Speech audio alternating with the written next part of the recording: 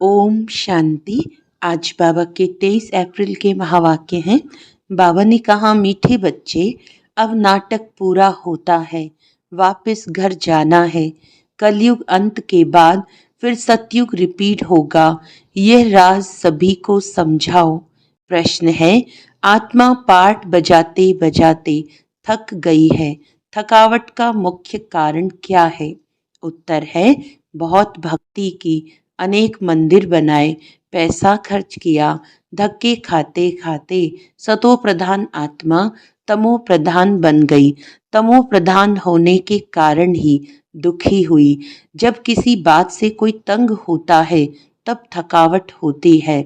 अभी बाप आए हैं सब थकावट मिटाने। ओम शांति।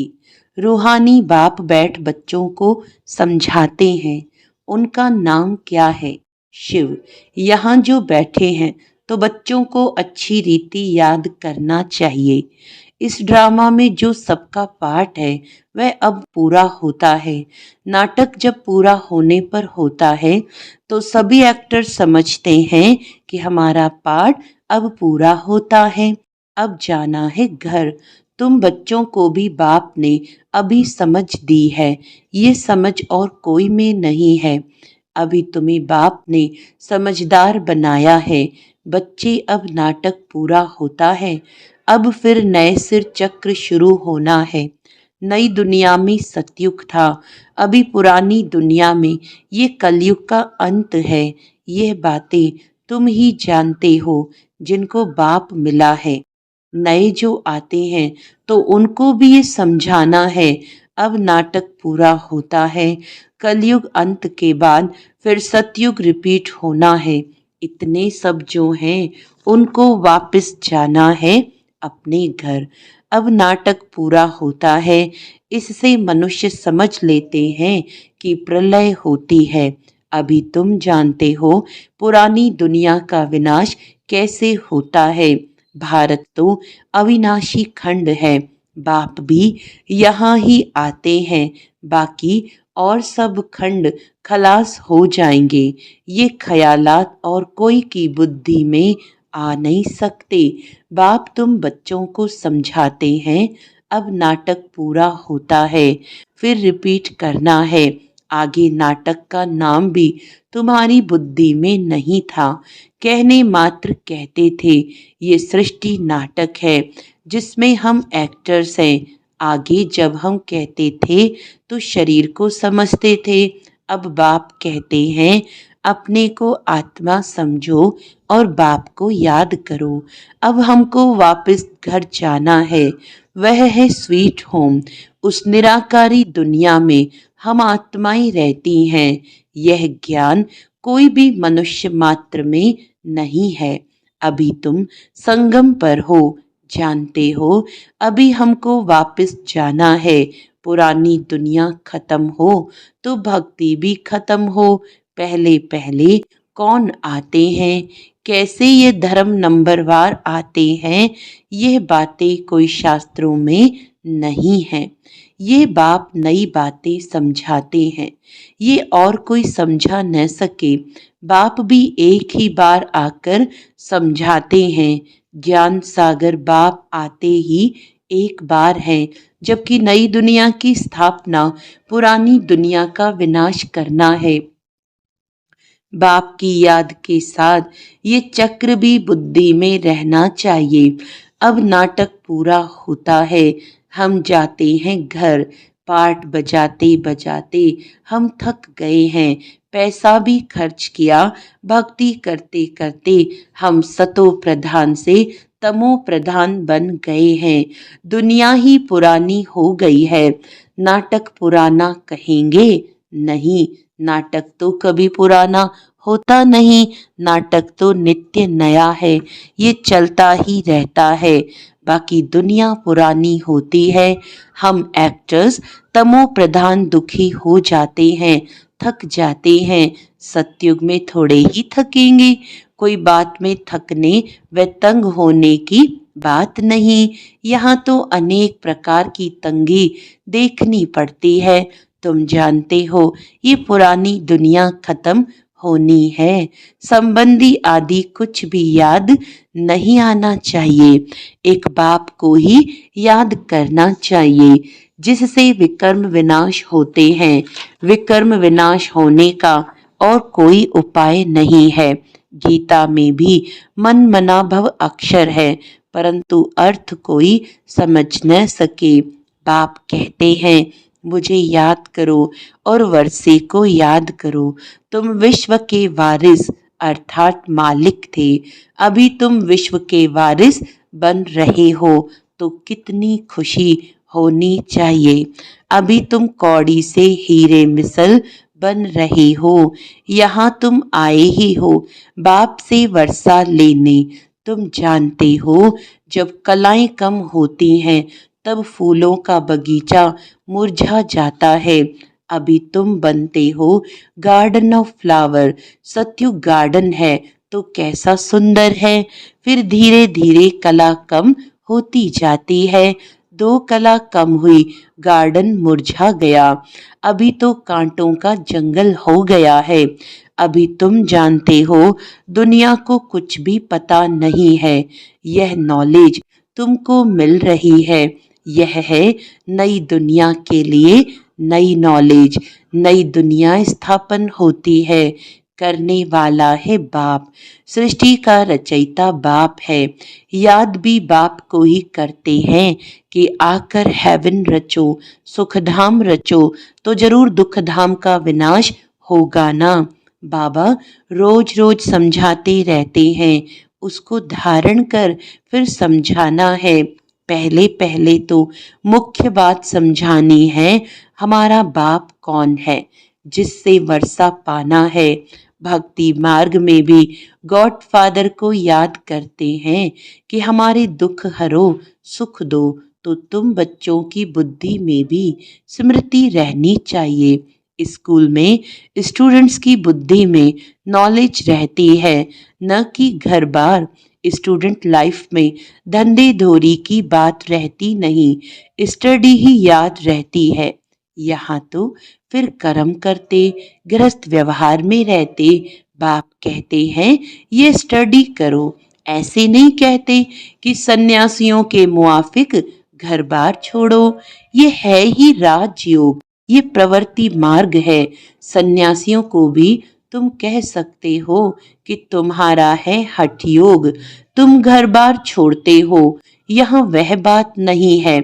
ये दुनिया ही कैसी गंदी है, क्या लगा पड़ा है। गरीब आदि कैसे रहे पड़े हैं, देखने से ही नफरत आती है। बाहर से जो विजिटर आदि आते हैं उन्हों को तो अच्छे अच्छे स्थान दिखाते हैं। गरीब आदि कैसे गंद में रहे पड़े हैं, वह थोड़े ही दिखाते हैं। यह तो है ही नर्क, परंतु उनमें भी फर्क तो बहुत है ना।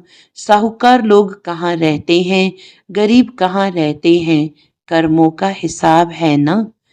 सतयुग में ऐसी गंदगी हो नहीं सकती। वहां भी फर्क तो रहता है ना। कोई सोने के महल बनाएंगे, कोई चांदी के, कोई ईंटों के। यहाँ तो कितने खंड हैं, एक यूरोप खंड ही कितना बड़ा है। वहां तो सिर्फ हम ही होंगे। यह भी बुद्धि में रहे तो हर्षित मुख अवस्था हो। स्टूडेंट की बुद्धि में स्टडी ही याद रहती है। बाप और वर्षा ये तो समझाया है, बाकी थोड़ा समय है। वह तो कह देते लाखों हजारों वर्ष, यहाँ तो बात ही 5,000 वर्ष की है। तुम बच्चे समझ सकते हो, अभी हमारी राजधानी की स्थापना हो रही है, बाकी सारी दुनिया खत्म होनी है। ये पढ़ाई है ना, बुद्धि में यह याद रहे हम स्टूडेंट हैं, हमको भगवान पढ़ाते हैं, तो भी कितनी खुशी रहे। ये क्यों भूल जाता है, माया बड़ी प्रबल है, वे भुला देती है। स्कूल में सब स्टूडेंट्स पढ़ रहे हैं, सभी जानते हैं कि हमको भगवान पढ़ाते हैं। वहाँ तो अनेक प्रकार की विद्या पढ़ाई जाती है, अनेक टीचर्स होते हैं। यहाँ तो एक ही टीचर है, एक ही स्टडी है, बाकी नायब टीचर्स तो जरूर चाहिए। स्कूल है एक, बाकी सब ब्रांचेस है। पढ़ाने वाला एक बाप है, बाप आकर सभी को सुख देते हैं। तुम जानते हो आधा कल्प हम सुखी रहेंगे, तो यह भी खुशी रहनी चाहिए। शिव बाबा हमको पढ़ाते हैं, शिव बाबा रचना रचते ही हैं स्वर्ग की। हम स्वर्ग का मालिक बनने लिए पढ़ते हैं। कितनी खुशी अंदर में रहनी चाहिए। वह स्टूडेंट भी खाते पीते सब कुछ घर का काम आदि करते हैं। हाँ, कोई हॉस्टल में रहते हैं, जास्ती पढ़ाई में ध्यान रहेगा। सर्विस करने के लिए बच्चियां बाहर में रहती हैं। कैसे कैसे मनुष्य आते हैं। यहाँ तो तुम कितने सेफ बैठे हो, कोई अंदर घुस ना सके। यहाँ कोई का संग नहीं, पतित से बात करने की दरकार नहीं। तुमको कोई का मुंह देखने की भी दरकार नहीं है। फिर भी बाहर रहने वाले तीखे चले जाते हैं। कैसा वंडर है, बाहर रहने वाले कितनों को पढ़ाकर आप समान बनाकर और ले आते हैं। बाबा समाचार पूछते हैं, कैसे पेशेंट को ले आए हो। कोई बहुत खराब पेशेंट है तो उनको 7 रोज भट्टी में रखा जाता है। यहाँ कोई भी शूद्र को नहीं ले आना है। ये मधुबन है, जैसे कि तुम ब्राह्मणों का एक गांव। यहाँ बाप तुम बच्चों को बैठ समझाते हैं, विश्व का मालिक बनाते हैं। कोई शूद्र को ले आएंगे तो वह वाइब्रेशन खराब करेगा। तुम बच्चों की चलन भी बहुत रॉयल चाहिए। आगे चल तुमको बहुत साक्षात्कार होते रहेंगे। वहाँ क्या क्या होगा, जानवर भी कैसे अच्छे अच्छे होंगे, सब अच्छी चीजें होंगी। सत्युग की कोई चीज यहाँ हो न सके, वहाँ फिर यहाँ की चीज हो न सके। तुम्हारी बुद्धि में है। हम स्वर्ग के लिए इम्तिहान पास कर रहे हैं। जितना पढ़ेंगे और फिर पढ़ाएंगे। टीचर बन औरों को रास्ता बताते हैं। सब टीचर्स हैं, सबको टीच करना है। पहले पहले तो बाप की पहचान दे बतलाना है कि बाप से यह वर्षा मिलता है। गीता बाप ने सुनाई है। ये प्रजापिता ब्रह्मा है तो ब्राह्मण भी यहाँ चाहिए। ब्रह्मा भी शिव बाबा से पढ़ते रहते हैं। तुम अभी पढ़ते हो विष्णुपुरी में जाने के लिए। यह है तुम्हारा अलौकिक घर। लौकिक, पारलौकिक और फिर अलौकिक। नई बात है ना। भक्ति मार्ग में कभी ब्रह्मा को याद नहीं करते। ब्रह्मा बाबा किसको कहने आता नहीं, शिव बाबा को याद करते हैं कि दुख से छुड़ाओ। वह है पारलौकिक बाप, ये फिर है अलौकिक। इनको तुम सूक्ष्म वतन में भी देखते हो, फिर यहाँ भी देखते हो। लौकिक बाप तो यहाँ देखने में आता है, पारलौकिक बाप तो परलोक में ही देख सकते। यह फिर है अलौकिक वंडरफुल बाप। इस अलौकिक बाप को समझने में ही मूंझते हैं। शिव बाबा के लिए तो कहेंगे निराकार है, तुम कहेंगे वह बिंदी है। वह करके अखंड ज्योति वह ब्रह्म कह देते हैं। अनेक मत हैं, तुम्हारी तो एक ही मत है। एक द्वारा बाप ने मत देना शुरू की, फिर वृद्धि कितनी होती है। तो तुम बच्चों की बुद्धि में ये रहना चाहिए। हमको शिव बाबा पढ़ा रहे हैं, पतित से पावन बना रहे हैं। रावण राज्य में जरूर पतित तमो प्रधान बनना ही है। नाम ही है पतित दुनिया। सब दुखी भी हैं, तब तो बाप को याद करते हैं कि बाबा हमारे दुख दूर कर हमको सुख दो।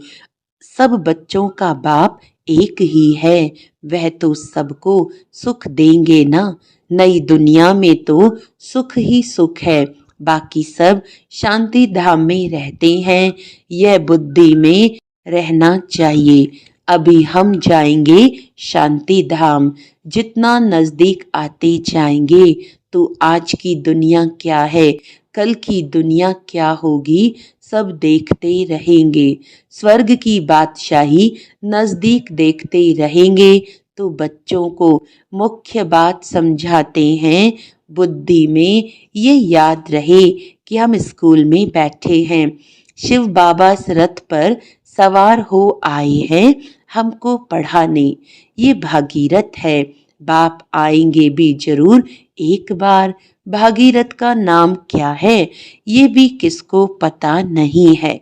यहाँ तुम बच्चे जब बाप के सन्मुख बैठते हो तो बुद्धि में याद रहे कि बाबा आया हुआ है, हमको सृष्टि चक्र का राज बता रहे हैं। अभी नाटक पूरा होता है, अब हमको जाना है। ये बुद्धि में रखना कितना सहज है, परंतु यह भी याद कर नहीं सकते। अभी चक्र पूरा होता है, अब हमको जाना है, फिर नई दुनिया में आकर पाठ बजाना है, फिर हमारे बाद फलाने फलाने आएंगे। तुम जानते हो यह चक्र सारा कैसे फिरता है, दुनिया वृद्धि को कैसे पाती है। नई से पुरानी, फिर पुरानी से नई होती है। विनाश के लिए तैयारियां भी देख रहे हो, नेचुरल कैलेमिटीज भी होनी है। इतने बॉम्ब्स बनाकर रखे हैं तो काम में तो आने हैं ना। बॉम्ब्स से ही इतना काम होगा जो फिर मनुष्यों के लड़ाई की दरकार नहीं रहेगी। लश्कर को फिर छोड़ते जाएंगे, बॉम्ब्स फेंकते जाएंगे, फिर इतने सब मनुष्य नौकरी से छूट जाएंगे तो भूख मरेंगे ना। ये सब होने का है। फिर सिपाही आदि क्या करेंगे, अर्थक्वेक होती रहेगी, बॉम्ब्स गिरते रहेंगे, एक दो को मारते रहेंगे। खूने नाहिक खेल तो होना है ना। तो यहाँ जब आकर बैठते हो तो इन बातों में रमण करना चाहिए। शांति धाम सुख धाम को याद करते रहो। दिल से पूछो हमको क्या याद पड़ता है। अगर बाप की याद नहीं है तो जरूर बुद्धि कहाँ भटकती है। विकर्म भी विनाश नहीं होंगे, पद भी कम हो जाएगा। अच्छा, बाप की याद नहीं ठहरती तो चक्र का सिमरण करो तो भी खुशी चढ़े, परंतु श्रीमत पर नहीं चलते, सर्विस नहीं करते तो बाप दादा की दिल पर भी नहीं चढ़ सकते। सर्विस नहीं करते तो बहुतों को तंग करते रहते हैं। कोई तो बहुतों को आप समान बनाए और बाप के पास ले आते हैं तो बाबा देखकर खुश होते हैं। अच्छा, मीठे मीठे सिकिलदे बच्चों प्रति मात पिता बाप दादा का याद प्यार और गुड मॉर्निंग। रूहानी बाप की रूहानी बच्चों को नमस्ते। हम रूहानी बच्चों की रूहानी बाप दादा को याद प्यार, गुड मॉर्निंग, नमस्ते नमस्ते नमस्ते जी। धारणा के लिए मुख्य सार है, सदा हर्षित रहने के लिए बुद्धि में पढ़ाई और पढ़ाने वाले बाप की याद रहे। खाते पीते सब काम करते पढ़ाई पर पूरा ध्यान देना है। बाप दादा की दिल पर चढ़ने के लिए श्रीमत पर बहुतों को आप समान बनाने की सर्विस करनी है, किसी को भी तंग नहीं करना है। वरदान है, अशरीरीपन के इंजेक्शन द्वारा मन को कंट्रोल करने वाले एकाग्र चित्त भव। जैसे आजकल अगर कोई कंट्रोल में नहीं आता है, बहुत तंग करता है, उछलता है या पागल हो जाता है, तो उनको ऐसा इंजेक्शन लगा देते हैं जो वह शांत हो जाए। ऐसे अगर संकल्प शक्ति आपके कंट्रोल में नहीं आती तो अशरीरीपन का इंजेक्शन लगा दो, फिर संकल्प शक्ति व्यर्थ नहीं उछलेगी। सहज एकाग्रचित हो जाएंगे। लेकिन यदि बुद्धि की लगाम बाप को देकर फिर ले लेते हो तो मन व्यर्थ की मेहनत में डाल देता है। अब व्यर्थ की मेहनत से छूट जाओ। स्लोगन है, अपने पूर्वज स्वरूप को स्मृति में रख सर्व आत्माओं पर रहम करो। आज का अव्यक्त इशारा है, जैसे शरीर और आत्मा दोनों कंबाइंड होकर कर्म कर रही हैं, ऐसे कर्म और योग दोनों कंबाइंड हों। कर्म करते याद न भूले और याद में रहते कर्म न भूले, क्योंकि आपका टाइटल ही है कर्म योगी। कर्म करते याद में रहने वाले सदा न्यारे और प्यारे होंगे, हल्के होंगे। नॉलेजफुल के साथ साथ पावरफुल स्टेज पर रहो। नॉलेजफुल और पावरफुल ये दोनों स्टेज कंबाइंड हों, तब स्थापना का कार्य तीव्र गति से होगा। अच्छा, ओम शांति।